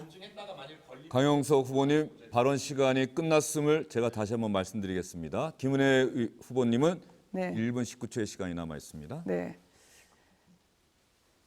공직자윤리법뿐만 아니라 그런 거 허투루 신고하고 그렇게 살지 않았습니다. 물론 제가 남편이 시 아버지로부터 상속받은 건물을 말씀을 해주셨는데요. 제가 남편과 결혼하면서 저의 나이에 감당하기 쉽지 않은 그런 부분이 저한테도 마음이 무겁고 정치를 하면서도 내내 마음을 짓누르곤 했습니다. 그렇지만 저런 것을 잠깐 눈속임을 하겠다고 그렇게 신고에 대해서 허투루 했으면 제가 그것은 벌받아야죠. 절대 그런 일이 없습니다. 그렇게 할 수도 없습니다. 국회의원 선거를 하면서 저거 잘못 눈속임했다간 상상할 수 없는 일이죠. 대신 열심히 살려고 했습니다.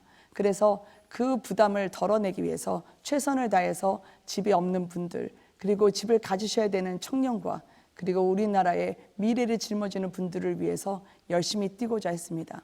지금도 그 마음엔 변함이 없습니다.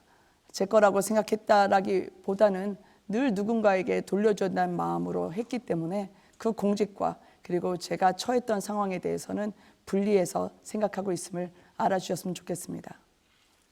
네, 지금까지 기호 2번 국민의힘 김은혜 후보의 공약에 관한 상호 검증 토론이 진행됐습니다. 4명의 후보 열띤 토론 진행해 주신 점 감사드립니다. 그리고 오늘 토론의 순서와 규칙은 모두 4후보 측이 사전에 합의했다는 점을 다시 한번 말씀드리면서 규칙에 따라서 집중해 주시기를 다시 한번 부탁드리도록 하겠습니다. 자, 이번에는 제가 후보자 여러분께 공통 질문을 드리고 후보분들이 각각 답변하는 시간입니다. 어떤 질문이 주어질지 아마 모르고 계실 텐데요. 기후 위기라는 말 많이 들어보셨을 겁니다. 기후 위기 극복은 상당히 중요한 시대적 과제가 됐고 기후 위기 극복을 위해서 탄소 중립이야말로 중요한 과제다라는데 모두가 공감하실 겁니다. 경기도는 전국에서 인구가 가장 많은 지역입니다. 제조업 공장도 많이 밀집돼 있습니다. 그러다 보니까 온실가스 배출량도 전국에서 가장 많다고 합니다. 그런데 아직까지 2050년 탄소 중립을 위한 마스터 플랜은 마련돼 있지 않다고 합니다. 탄소 중립 실현을 위한 대책 과연 무엇인지 밝혀주시면 되겠습니다. 답변 순서에 따라서 이번에는 기호 3번 정의당 황순식 후보부터 답변해 보도록 하겠습니다. 네, 황순식입니다. 빙하가 녹고 그리고 나무가 불타고 있습니다. 매일매일의 기후가, 매일매일의 날씨가 지금 지구가 얼마나 아프고 위험한지에 대해서 알려주고 있습니다. 우리 눈앞에 이미 기후위기는 다가왔고 또 우리 아이들, 청년들에게는 더욱더 불안을 줄 수밖에 없는 기후위기, 이것을 대응하는 것은 지금 뭐 2050년이라고 하더라도 2050년, 2040년 이야기를 하지만 지금부터 완전히 시스템과 체계를 바꾸지 않으면 안 됩니다. 저는 아까 저희 대표적인 슬로건도 그린 경기이고, 아까 그린 주거, 그린 교통, 그리고 그린 산업, 이런 모든 부분들에 대해서 그린으로 경기도를 리모델링 하겠다라고 하는 말씀을 분명하게 드립니다. 구체적인 것들을 아까도 좀 말씀을 드렸지만은요, 이 기후위기 대응에는 뾰족한 하나의 수가 없습니다. 네, 황 후보님 1분의 시간 다 끝났습니다. 다른 후보님들도 답변 시간은 1분입니다. 다음에는 기호 6번 무소속 강영석 후보 답변해 주시죠. 네, 저는 기후 위기든 기후 변화든 이걸 믿지를 않습니다. 왜냐하면 온실가스라는 게 지금 뭐 이산화탄소 줄이자 지금 그러고 있는데 온실가스가 대충 한 6종쯤 있습니다. 그중에 이산화탄소가 온실화율이 제일 낮고요. 수증기 같은 경우에는 이산화탄소보다 한 20배 정도 온실화율이 높은데 수증기가 이산화탄소보다 훨씬 많습니다. 그리고 메탄가스 같은 경우에 한 5배, 6배 이산화탄소보다 높은데 메탄가스 제일 많이 발생시키는 게 소나 돼지들 트림하고 방구 끼고 할 때 제일 많이 나옵니다. 그럼 소돼지 다 잡아 죽여야 됩니까? 그러니까 그리고 이제 이산화탄소가 가장 많이 발생하는 거는 화산 폭발하면 이산화탄소가 엄청나게 많이 나옵니다. 인류가 아무리 많이 이산화탄소를 발생시킨다고 하더라도 1년에 화산 한 번만 터지면 그거보다 한 10배쯤 더 많은 이산화탄소가 나옵니다. 그래서 좀 과학에 대해서 제대로 알고 해야지 그냥 분위기에 따라서 휩쓸려서는 안 된다라는 게 제 소신입니다. 네, 시간 정확하게 지켜주셨고요. 이번에는 기호 2번 국민의힘 김은혜 후보의 답변 들어보도록 하겠습니다.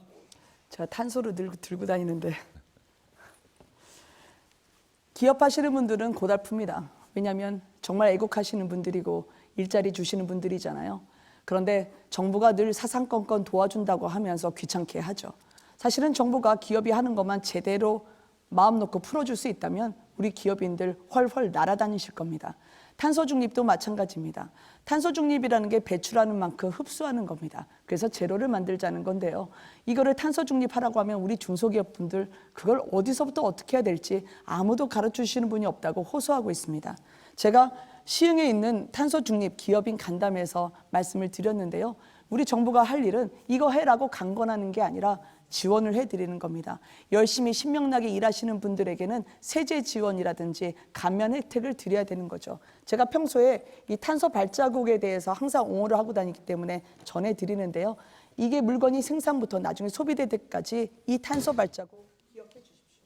네, 김은혜 후보의 답변 들어봤습니다. 사회적 공통질문 마지막 답변 순서는 기호 1번 더불어민주당의 김동연 후보입니다. 네, 탄소 중립 우리가 가야 할 길입니다. 가는 길이 힘들고 좀 어려운 일도 있을 겁니다. 그렇지만 가야 할 길이 분명합니다. 위기이기도 하고 또 우리는 기회로 만들어야 합니다. 애플과 유럽 기업들이 알리백을 선언했습니다.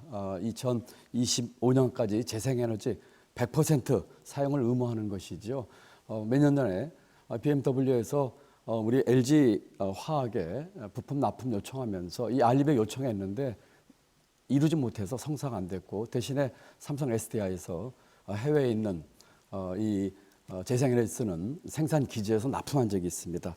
저는 지사가 되면은 에너지 전환 비용 부담이 큰 중소기업 지원을 우선 1차적으로 하도록 하겠습니다. 그리고 도민 참여형, 이익 공유형 재생에너지 지원하는 또 확대하는 그런 정책을 통해서 힘들지만 우리가 가야 할 길, 기회를 위기로 만들도록 하겠습니다.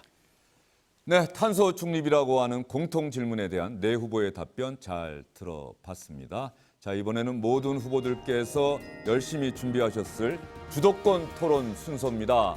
각 후보자가 토론의 주도권을 가지고 다른 후보에게 질문하는 순서죠. 주어진 6분의 시간 동안 자유롭게 토론을 해 주시되 상대 후보의 답변 시간 최소 30초 보장해 주시기를 부탁드리도록 하겠습니다. 가급적 2명 이상의 후보에게 질문해 주실 것도 부탁드리도록 하겠습니다. 주도권을 가진 후보는 나머지 후보들의 답변이 30초를 넘어 너무 길다고 생각되면 답변을 제재할 수 있습니다. 그리고 잔여 시간이 부족해서 질문에 대한 30초 답변 시간을 보장해 줄 수 없을 것 같다 이렇게 판단되면 주도권을 가진 토론자는 질문을 하지 않고 앞선 답변에 대한 반론이나 추가 견해를 밝힐 수 있다는 점도 여러분께 고지해 드리도록 하겠습니다. 많이 해보셨을 텐데요. 원활한 진행을 위해서는 후보들께서 정해진 토론 규칙과 발언 시간을 꼭 지켜주시기를 각별히 당부드리도록 하겠습니다. 자, 그러면 정해진 순서에 따라서 주도권 토론은 기호 6번 무소속 강용석 후보부터 시작하도록 하겠습니다. 네, 김동연 후보님께 다시 여쭤보도록 하겠습니다.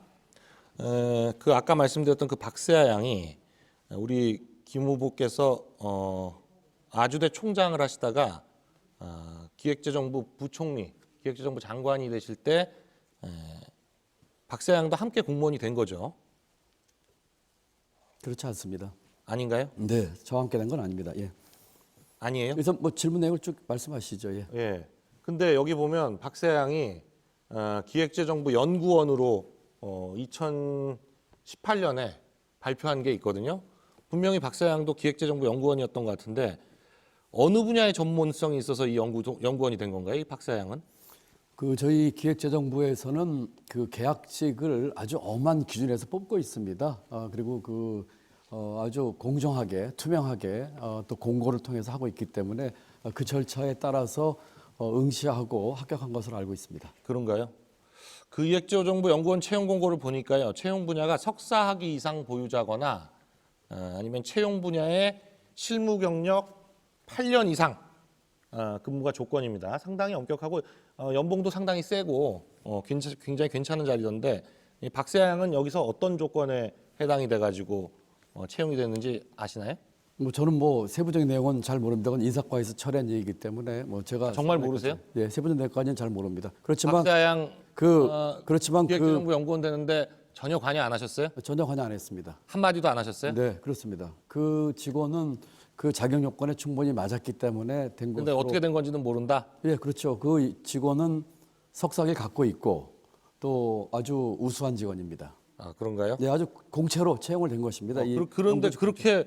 그렇게 우수하게 해서 기획재정부 연구원까지 된 분이 또 잠깐 있다가 그만둡니다.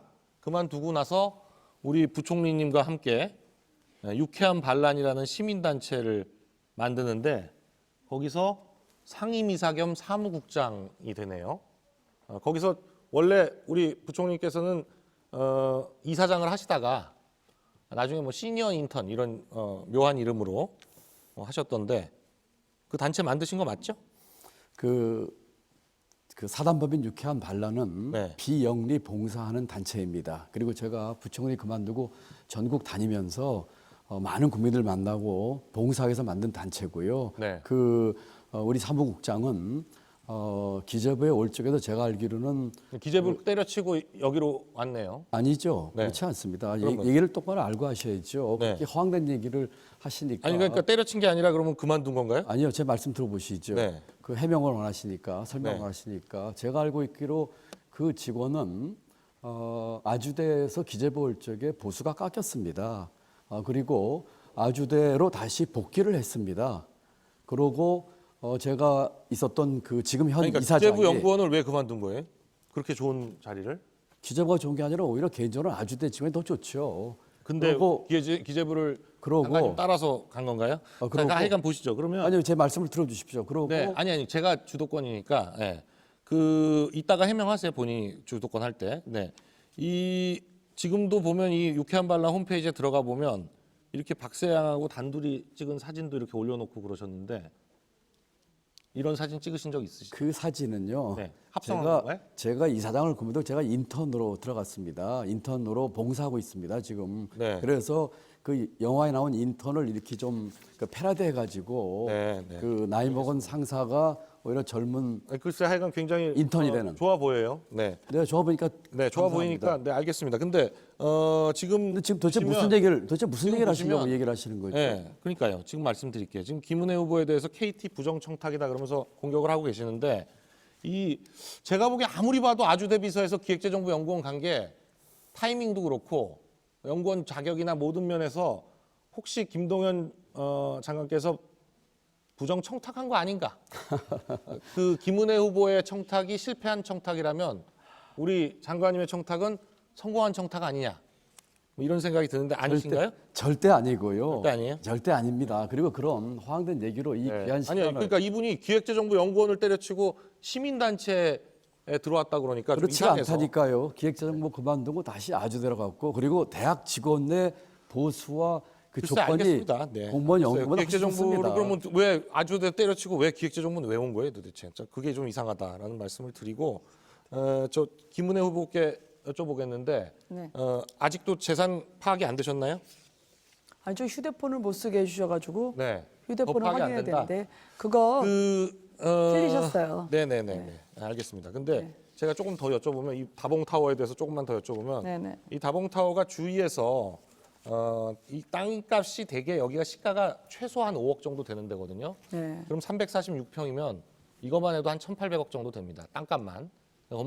건물은 이제 오래된 건물이니까 뭐 15층짜리인데 그렇다고 치더라도 대충 한 시가 2천억 정도 된다 이렇게 지금 알려져 있는데 지금 150억으로 신고를 하신 거예요. 거기 4분의 1 지분이 남편분이 가지고 계신데 그런데 여기 월세 얼마 나옵니까? 이 건물. 제가 잘 모릅니다. 아 남편이 4분의 1을 갖고 저 있는데 잘 시댁 모르세요? 재산이어서. 네. 아 남편하고 전혀 따로 그리고 4분의 1이 아니고 저는 8분의 월세 얼마 받는지도 아니 모르십니다. 근데 4분의 1은 아니고요. 대충 8분의 6억 좀 1입니다. 받으시는 것 같은데 전체적으로 그러면 남편분 지분이 한 1억 5천 정도 되거든요. 월 아닌가요? 그런 식으로 계산해서 생각해 본 적은 없고요. 자, 강용석 후보의 주도권 토론 주어진 시간 6분이 모두 지났습니다. 자연스럽게 다음 순서는 기호 2번 국민의힘 김은혜 후보 순서입니다. 김동연 후보님 그 토론 들어오기 직전에 보도를 한번 봤습니다. 거액의 후원금을 21년에 10월에 내신 분인데요. 그 인물이 누구냐면 이제 조폭 출신으로 주가 조작 등의 혐의로 범죄 혐의 재판을 받았습니다. 그리고 무엇보다 더 중요한 건 대장동의 김만배 100억 원이 이 회사에 흘러 들어가서 이재명 후보의 변호사비 대납에 쓴 게 아니라는 의혹까지 받고 있는데요. 하필이면 이제 이재명 후보와 이 회장이 친하다는 녹취록까지 보도가 됐었죠. 근데 공교롭게도 김동연 후보님 대선 당시에 저희가 후원 계좌를 보니까 오늘 보도에 따르면 이재명 지사 측에서 김 후보님께 함께하면 베스트다. 사실상의 단일화 제안을 한 그날에 김동연 후보께 그 회장의 1,000만 원 그리고 비서실장 격의 1,000만 원, 2천만 원의 거액의 후원금이 입금이 됐습니다. 사실상 조폭의 그 이전에 대장동 주민분들의 피눈물이 서릴 수 있는 그 돈이 이재명 후보와 김동연 후보와의 혹 단일화 대가로 들어간 것이 아닌지 그 의혹이 일고 있습니다. 또 선거운동 자금으로 쓰였다는 그 지적에 대해서 어떻게 생각하는지 말씀해 주십시오. 우선 참 개탄스럽습니다. 제가 작년에 대선 출마하면서 투명하고 깨끗하게 했습니다. 후원금만으로 했습니다. 제가 지금 내신 분들 누군지도 모르는 분들입니다. 그리고 작년 10월 달 일이고 이재명 후보와의 연대는 금년 2월 달에 한 것입니다. 정치하고 이재명 후보 처음 만난 게 금년 2월 달이에요. 그렇기 때문에 이와 같은 정말 얼토당토는 의혹이 제기되는 것에 대해서 우선 그 언론사에도 강력히 항의할 예정입니다만은 저는 지난 대선에서 예, 투명하고 30초 깨끗하게 다 했고, 쓰셨습니다, 네. 후보님. 네. 정말 모르세요? 심지어는 전혀 모르는 분입니다. 네, 알겠습니다. 심지어는 자, 아니요 다음- 또 물어보셨으니까 아니요, 심지어는 제가 답변 네, 나중에 네. 다시 듣고요. 네. 나중에 또 강영석 후보님에도 여쭤봐야 돼서 이번에 관훈 토론에서의 질문에 대한 답변을 들었습니다. 이재명, 김혜경 두 부부의 법인카드 사적 유용 의혹은 분명히 문제가 있다. 명확하다 말씀하셨고요. 경찰이든 검찰이든 수사해서 밝혀내야 된다 하셨습니다. 그런데 그때 법인카드 유용 의혹 압수수색 당시에 이재명, 김영현 부부는 피의자로 특정이 됐습니다. 국고손실 혐의의 공범이었죠. 그 사적 유용에 지금도 문제가 있다고 생각하신다면 이재명, 김의경 부부 설득해서 사법당국 조사를 받게 할 생각이 있으십니까?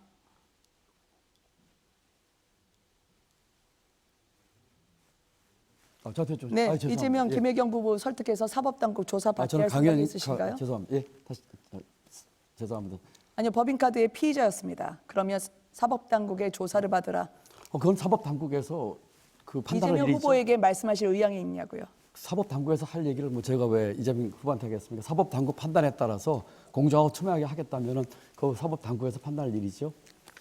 아, 그러면 그 말씀을 못 하시겠다는 거군요. 아니요, 하고 못하고 왜 양단을 얘기합니까? 제가 그 일에 무슨 관련이 있습니까? 피의자라고 지목됐던 이재명 후보하고는 야탐령에서 손을 잡으시면서 이야기를 하시던데 이재명 후보에 대해서 아직까지 헛갈리고 계신 게 아닐까 생각이 듭니다. 아니죠. 검찰에 제가 수사를 하겠다고 하면 검찰에서 하면 되는 거지. 그걸 제가 이재명 지사에게 받아라 할 일이 아니죠. 검찰에서 판단할 일이죠. 네. 그러면 김동연 후보님은 이재명 후보님을 비리 의혹 조사받아야 될 피의자라고 생각하십니까? 아니면 당 차원에서 보호해야 할 차기 대권주자라고 생각하십니까? 그거는 뭐 그 예스 노 대답에서 한 문제가 아니고요. 만약에 뭐 그런 비리에 대해서 검찰이 조사하겠다면은 거기에 따라서 공정하고 투명하게 하면 되는 것이고, 다만 정치적으로 그와 같은 것을 이용하는 것은 해서는 안 된다 이렇게 생각을 하고 있습니다. 정치적으로 하면 안 된다뇨. 문제가 있으면 수사를 받아야 되는 게 그게 당연하다 말씀하시지 않았습니까? 그렇죠. 문제가 있으면 제가 당연히 대장동 받아야 되죠. 피해 주민분들을 만나보셨는지 여쭤봤는데 열흘이라는 시간이 흘렀습니다. 그 다음에 만나보신 적이 있는지요? 김은혜 의원님은 연천군에 있는 내산면 주민 만나보신 적 있습니까?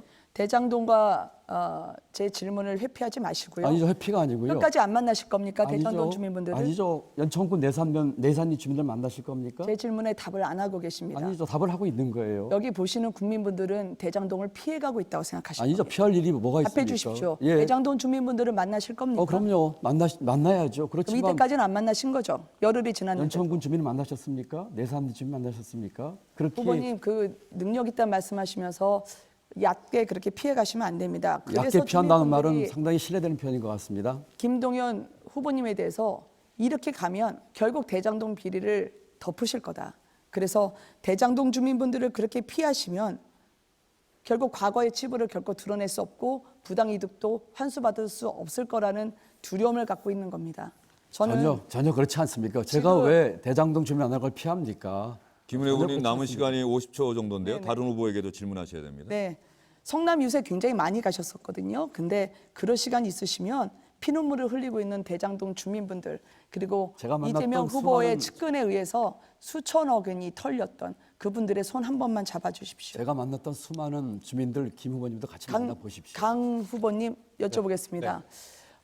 김동연 후보님이 일머리가 있는 능력 있는 경제부총리라고 했지만 사실상 저는 유감스럽게도 김동연 부총리 시절에 세금 폭탄 그리고 규제대출 폭탄 그리고 부동산 값이 오르지 않아도 건보료 폭탄의 정책이 발표됐고 총괄하신 걸 알고 있습니다. 이래도 능력 있는 부총리라고 생각하시는지요? 저는 김동연 부총리 시절에 다른 거 다 떠나서요. 그 저희 임금을 올렸더니 최저임금제 때문에 피해가 방산되고 있으니까 기업들한테 예. 강영석 후보님, 김은혜 후보의 주도권 토론 6분이 다 지나서요. 다음에 다른 후보가 질문을 하게 될 경우 거기에 그때 또 답변을 하셔도 될 것 같습니다. 이번에는 기호 1번 더불어민주당 김동연 후보의 주도권 토론입니다. 시작해 주시죠. 네, 다른 후보들 주도권 토론에서 너무 허황된 얘기하는 것을 제가 참 설명을 다시 해서 제 시간 뺏기가 너무 아깝습니다. 아주대 총장은 제가 자랑스러워하는 경력 중에 하나입니다. 많은 성과를 냈습니다. 저 혼자 낸 게 아니라 아주대 수많은 교수, 교직원 함께 냈던 그런 성과입니다. 좀 답답한 생각이 들고요. 그다음에 능력이 있지 않은 부총리라고 얘기하셨는데 지난 대선 과정에서 그러면 윤석열 후보는 왜 능력도 없는 부총리한테 그렇게 와서 같이 하자고 저에게 간청을 했으며 또 그렇게 국민의힘에서는 제게 총선이나 서울시장에 대선 나가라고 했는지 참 이해가 안 됩니다. 그런 점에서 분명히 우리 도민 여러분께서 봐주셨으면 좋겠습니다. 저는 우리 김은호 후보께 여쭙겠습니다. 우리 김은호 후보님, 그 아까 KT 얘기를 하셔서 거짓말 한 적이 없다고 그러셨는데 이 판넬입니다. 며칠 전 관훈 토론회에서 KT 청탁에 대해서 얘기를 했을 적에 우리 김 후보께서는 모르거나 모르는 사람이거나 그런 일 없다고 하셨는데 바로 하루 안 돼서 이 공영방송 보도 내용입니다. 검사가 공채과정 A 추천을 있나요? 네, 있습니다. 시댁 쪽에서 책임다는 부탁을 받았습니다. 이런 이야기를 했습니다. 그러면서 1차에 합격을 했습니다. 불합격된 사람이죠. 인적성 검사에서 거의 뭐 꼴찌였는데 1차에서 합격을 했습니다. 물론 최종 합격에서는 안 됐다고 그래요. 교통사고 안 났다고 음주운전 처벌 안 하나요? 자, 이렇게 청탁 내지는 요청한 사실 또 거짓말한 사실에 대해서 해명 부탁드립니다. 네, 저는 청탁을 한 적이 없습니다. 청탁을 할 때 이 사람 능력 안 되면 떨어뜨리라고 하는 청탁이 있나요? 그래서 저는 만약에 그런 청탁이 있었다면 그 당시에 민주당 정권이었습니다. 그리고 저는 전 정부에 있던 사람이었고요. 아마 수사가 저를 가만 놔두지 않았을 겁니다. 그렇지만 검찰이 문제가 없다고 결론을 낸 알겠습니다. 사안입니다. 30초 지나셨으니까. 네. 청와대 비서관 하다가 KT 전무 자리 만들어간 것도 낙하산 색깔이 농후한데 지금 뭐 아마 이 청탁이나 추천이라고 얘기하시는 것 같아요. 2018년도에 금융감독원장이 하나 어느 금융지주 있을 적에 친구들 추천했다는 이유만으로 사퇴한 적도 있습니다. 이것은 명백하게 우리 김 후보님의 청탁 또는 거짓말 여기에 대해서 다시 한번 문제가 있다는 말씀을 드립니다. 우리 김 후보님께 다른 거 하나 여쭙겠습니다. 일산대교 문제입니다. 일산대교는 지금 터미널 때문에 우리 주민들이 많은 고통을 받고 있습니다. 경선 과정에서 일산대교 무료화 반대하셨는데 최근에 이제 다시 무료화를 찬성했어요. 이것은 입장을 바꾸신 건데 말을 바꾸신 거죠. 이와 같은 것들은 그러면은 어떤 이유에서 바꾼 것인지 표를 얻기 위한 것인지 답변 부탁드리겠습니다. 지금 후보님은 부정 청탁의 의미로 추천을 말하셨고요. 저는 인사 규정에 맞으면 쓰겠지만 그렇지 않으면 탈락시키라라는 게 제 뜻이었습니다. 그리고 저한테 더 엄격하겠습니다. 그리고 일산대교 같은 경우에는 제 공약을 조금만 더 신경 쓰고 봐주셨으면 좋겠는데요. 일산대교 무료화, 공론화하겠다라고 제가 발표를 드렸습니다. 그랬더니 많은 분들이 찾아와서 당장 이재명 지사 이후에 소송만 따르고 언제 끝날지 모르니 무료 프리패스라도 발급해달라고 해서 제가 그분들의 의견이 많아서 일산대교에서 발표를 했습니다. 언제까지 될지 모르는데 고양 그리고 김포에 계신 분들은 그 대교에 유료로 하루에 1200씩 내고 다니는 그 알겠습니다. 한강다리의 유일한 분들입니다. 30초 그래서 제가 썼으니까 무료화입니다. 김 후보님, 네. 다시 그 KT 얘기 조금 해보죠. 이분이 우리 김 후보님 말씀에 추천받은 분 또는 청탁받은 분이 인적성 검사 시험에서 848명 중에 846등을 했다고 그래요. 그런데 1차 합격을 했습니다. 이것은 최종 합격에서 안 됐다고 하지만 1차 합격에서 이분 때문에 다른 분 떨어진 분이 계시다는 얘기거든요. 이와 같은 것들이 우리 청년들 공정, 또 이번 정부가 공정과 상식을 주장하고 있는데 정면 배치되는 우리 청년들의 가슴을 못을 박은 일이 아닌가 싶습니다. 의견이 어떠신가요? 김동연 후보님은 붙든 떨어지든 아무 상관없는 사람에 대해서 그렇게 기억이 잘 나시나요? 그리고 저는 검찰이 문제가 없다고 했지만 김동연 후보님은 택시기사님 때린 거에 대해서 검찰이 문제가 있다고 해서 기소유예되지 않으셨습니까? 그때 택시기사님 때리셨죠. 그러면 그것은 검찰에 문제가 있다고 하는데 저는 그렇게 탈탈 털으려고 해도 검찰이 문제가 없다고 결론을 내줬습니다. 그러면 뭐가 더 적법이고 뭐가 더 불법이었겠습니까? 김동연 후보님 말씀이 그렇게 나오는 건 좀 섭섭합니다. 그런 걸 내로남불이라 많이 부르곤 합니다. 그래서 이 부분에 대해서는 그 때린 택시기사님께 저는 사과부터 먼저 하셨으면 합니다. 뭐 제 얘기를 또 자꾸 물고 늘어지시네요. 또 참 유감이라고 생각을 합니다. 일산대교 얘기를 지금 그 말 바꾸신 것을 하는 지금 일산대교 무료화 자체를 반대하셨거든요. 그리고 안철수 비대위원장은 국가재정 흐르는 매평이라고 했습니다. 이런 점에서 저는 말 바꾸신 이런 내용들 또 KT 김동연 이 후보님. 청탁 문제는 예. 다른 후보에게도 또 질문을 아, 하셔야 그럴까요? 되는 게 예. 사전에 합의인데요. 예, 시간이 우리 얼마 안 남는데 담은 우리 강용석 하시겠습니까? 후보님께 윤석열 대통령과 통화를 하지 않은 것에 한 것에 대해서 계속 답변 안 하실 겁니까? 네. 그렇게 다른 사람에게 답변 강요하시더니 네, 답변 안 하실 겁니까? 안 하시는 이유는 뭡니까? 뭐 말씀드렸잖아요. 정부 새 정부와 대통령께 누를 끼치고 싶지 않아서 네, 그래서 노 코멘트 하겠습니다. 네. 민주당 김동연 후보의 주도권 토론이 끝났습니다. 마지막으로 기호 3번 정의당 황순식 후보의 주도권 토론 주어진 시간은 6분입니다. 강용석 후보님 혹시 뭐 청와대에서 다른 압력을 받으신 건 아니시고요? 네. 예. 뭐 아니라고요? 무슨 압력을 받을 게 뭐가 있겠어요? 갑자기 말이 바뀌셔가지고 궁금해서 물어봤어요. 말이 바뀐 게 없습니다, 제가. 네, 김은혜 후보님께 아까 어쨌든 뭐 여러 가지 말씀을 하셨지만은 어쨌든 간에 뭔가 전화 통화가 있던 뭔가 KT 관련해서 뭐 떨어뜨리라고 했건 어쨌든 간에 뭔가 전화 통화가 됐던 뭐가 액션이 분명히 있으셨던 거잖아요. 그거는 인정하시는 거죠?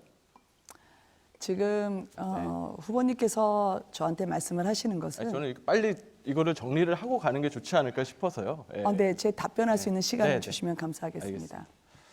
부정청탁이 있다는 것으로 그것을 갖고 저한테 말씀을 하셨습니다. 그리고 제가 그때 누구든 관계없이 인사를 할 부정청탁을 때는 꼭 하진 않으려고 하더라도 뭔가 액션을 하시지 않았냐는 거죠. 그때 액션을 했죠. 인사를 하신 거잖아요. 인사 그래서 이제 기준에 맞지 않으면 탈락시키라고 액션을 했죠. 보통은 이제 그런 거 관련해 가지고 자기가 어떤 청년들이 취업하는 데 있어서 그런 이야기들이 나오는 것 자체를 할 수 있는 청년이 얼마나 되겠습니까?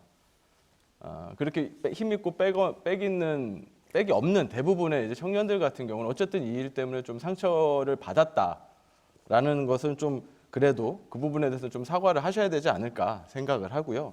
또 한 가지 이제 뭐 지난번에 이제 경기맘 이야기에 대해서도 나왔지만은 이 부분도 저는 마찬가지라고 생각합니다. 뭐 말 못할 사정이 있다고 말씀을 하셨는데 사실 경기도 그리고 또 우리 학부모님들은 다들 좀 말 못할 사정 하나씩은 안고 살고 있습니다. 하지만 어떤 미국 사립고등학교를 보낼 만한 그런 형편들은 다 안 되죠. 뭐 그런 것들이 이제 미안함들이 있는데 그런 어쨌든 이 과정 속에서 청년들과 그리고 진짜 경기맘들에게 좀 사과하실 용의가 있으신지 좀 묻고 싶습니다.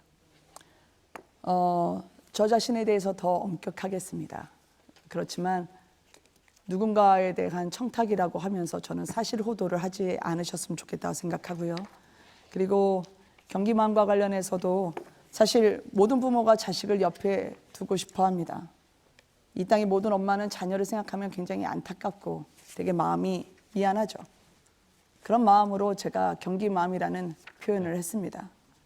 아이 키우는 것만큼 그렇지만 제가 경기도에 살고 있기 때문에 네. 걱정하시지 않아도 된다. 30% 그 가 고충과 지났으니까요. 어려움에 함께하겠다고 네, 한 어쨌든 번만 본인- 들어주세요. 네. 그래서 대안을 마련하겠다는 그 차원으로 말씀을 드린 거였습니다. 네. 그러면 다른 데서 아니, 경기도 시간이 오신 지금 지났으니까요. 부모님들은 이제 끊도록 경기맘이 하겠습니다. 아닌가요? 죄송합니다. 네, 예. 알겠습니다. 또 다른 말씀을 드려야 되니까 김정일 후보님께 좀 네.